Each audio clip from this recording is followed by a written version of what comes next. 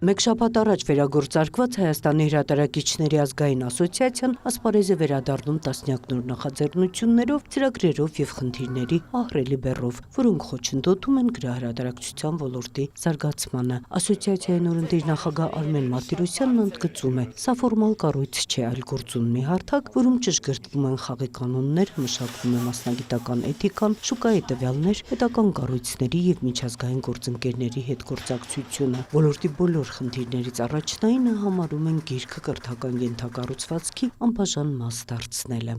Կբերեմ մեր կրթության նախարարության կրթության տեսչության թվերը 2024 թվականին մեր 10 տարեկանների 28%-ը չէր կարողանում կարդալ կամ կարդացած չհասկանալ, իսկ 25 թվականի տվյալներով դա 37%-ը։ Իսկ սա ուղերձ է, որ խնդիրը չի կարելի հետոին թողնել։ Եթե մեր երեխան չի կարողանում կարդալ, ապա նա չի կարողանում կարդալ քիմիա, աստղագիտություն, գեոլոգիա,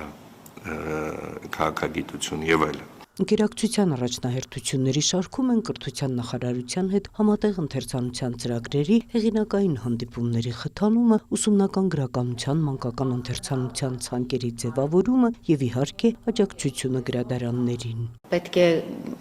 ունենանք այդ հնարավորությունները, բաց լինեն այդ ճանապարհները համագործակցելու, որ մեր գրքերը տեղ հասնեն գրադարաններ, ստեղ էլի պետության օղակը շատ կարևոր դեր է խաղում, այսինքն այդ կամուրջը պետք է ստեղծվի։ Առանցքային ուղղություններից մեկը ինտեգրումն է հրատարակիչների միջազգային ասոցիացիային, ակտիվ մասնակցությունը գրքի միջազգային ամենահեղինակավոր տոնավաճառներին ու ցուցահանդեսներին, որտեղ տարիներ շարունակ հայկական տաղավարը պետականորեն ներկայացնում է ազգային գրահրատարակչական արվեստը եւ իհարկե չեն շրջանցում հարկային արտոնությունների խնդիրը, վստահեցնելով, որ ասոցիացիան աշխատելու է թափանցիկ եւ պարտադիր պայման է համարում հաշվետվողականությունը։ Գլխավոր թեզը այսօր գիրքը ներդրում է ոչ թե շքեղություն։